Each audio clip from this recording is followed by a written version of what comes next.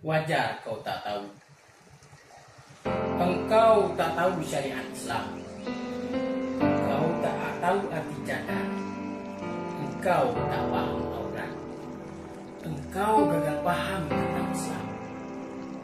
Bagiku itu sangat wajar. Sebagai anak dari salah seorang pejuang, engkau dilahirkan dalam keluarga abangan. Wajar engkau tak tahu. Engkau hanya melihat Indonesia dari keterbatasan tahu. Engkau mencoba menolak fakta bahwa Islam adalah mayoritas agama di Indonesia. Bahwa Islam dan Indonesia adalah satu dalam dua dalam satu. Sukma, wajar saja bila kau hanya mampu menerjemahkan Islam dari ketidaktahuan.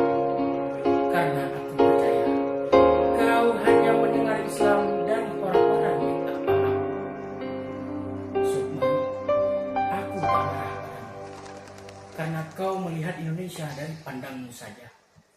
Tapi andaikan puisi itu tak pernah ada, pastilah aku takkan pernah tahu bila kau anti Pancasila, bila kau anti Bhinneka.